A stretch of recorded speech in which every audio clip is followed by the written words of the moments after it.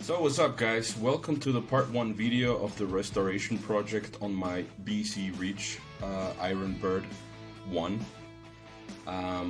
For the sake of simplicity, I'm not going to go too much into details because otherwise this video is going to be huge, but I will give you a basic overview of what I will be doing. Some of the things that you will see will be me removing the rust from the tuning pegs in the headstock, removing the rust from the pickups, moisturizing the fretboard, mounting new strings on the guitar, and lastly I'll be tuning the guitar. All of this took me around 3 days, plus minus. Something that I would like to add is that this guitar might not be a high-end guitar, meaning a really expensive guitar, but it does have a huge sentimental value for me. Since I used it with my first death metal band in my country, that's why I thought, what the hell, let's just go ahead and restore it, you know. And lastly, I'll be putting it into my instrument rack. Alright, so without further ado, so as you can see, I am removing the tuning pegs right now. I'll be cleaning them, removing the rust in it, oiling them as well. Next step would be basically to remove the rust from the pickups, and let's see how the end result will be. So tuning pegs are out. Now it is time to submerge them into a solution that would remove the rust in them. So basically now we're going to leave them submerged in the solution for about an hour to make sure that the rust is removed. Day 2, I covered the pickups with masking tape to make sure that the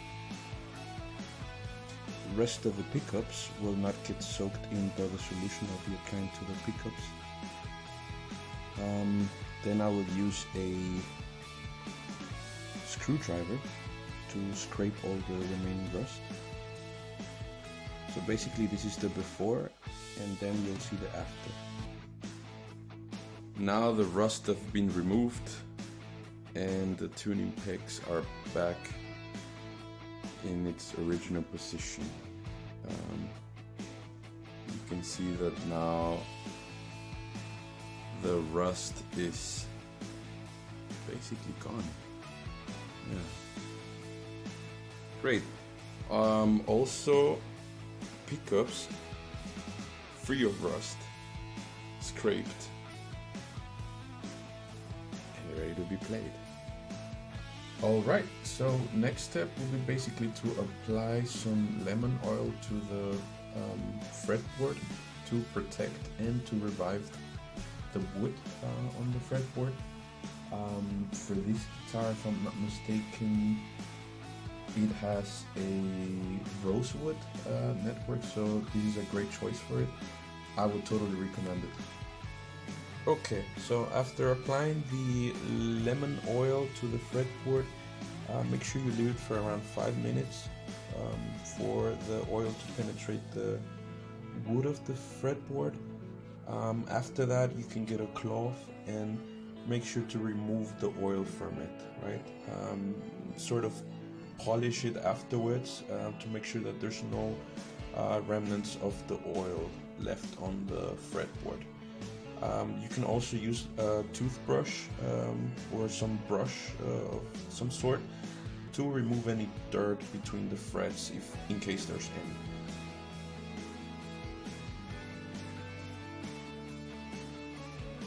Alright, so you see, after removing the remnants of the oil and polishing with this cloth, the wood looks moisturized and much more alive than it used to.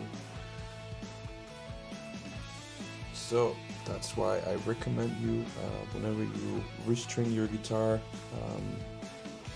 if you have a restoration project of it or any sort of possibility that you might have of applying a lemon oil to your fretboard wood, then I would totally recommend it. Some things you have to be careful also is you have to look at the type of wood that you have in your fretboard to choose some moisturizer, in this case lemon oil, or there are so many other products out there that you can use. Alright, so next step will be to restring the guitar. Personally, I use Ernie Ball. This is the brand that I actually like, and a .10 gauge.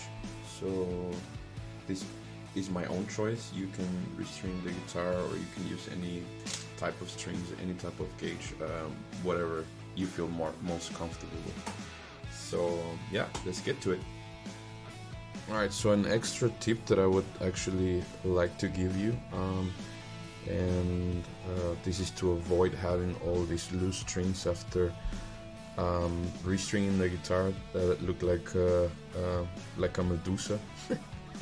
Well, that's really your choice, but I really like to have them short and neat, so that it looks aesthetically better. Yeah, but that's my choice.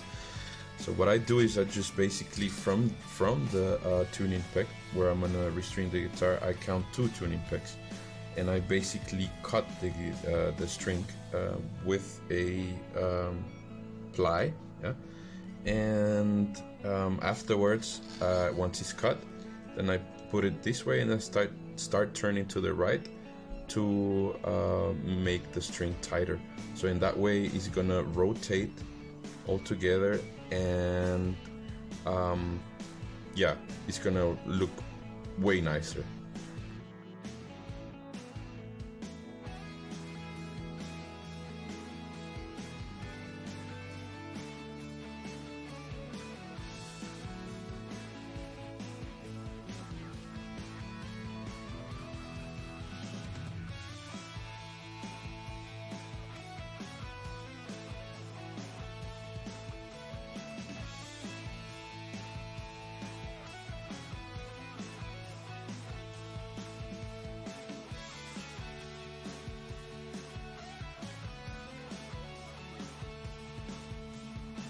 And like that, new strings are mounted to my guitar.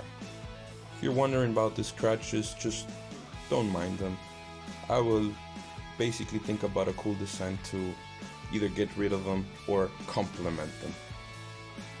So, as you can see here, this is what I was talking about in the previous video. This is how I like to position my strings on the headstock, so that they look much more organized, and in my opinion looks more professional. But it's your instrument, they're your strings, you mount them however you see most fit. Right. Alright, so now we have new strings on the guitar. We have removed the rust in the pickups, we have removed the rust in the headstock, looking quite nice, looking quite bright. New strings, baby. And now we're going to tune the guitar, right? And then we're gonna take it for a ride. Stay tuned.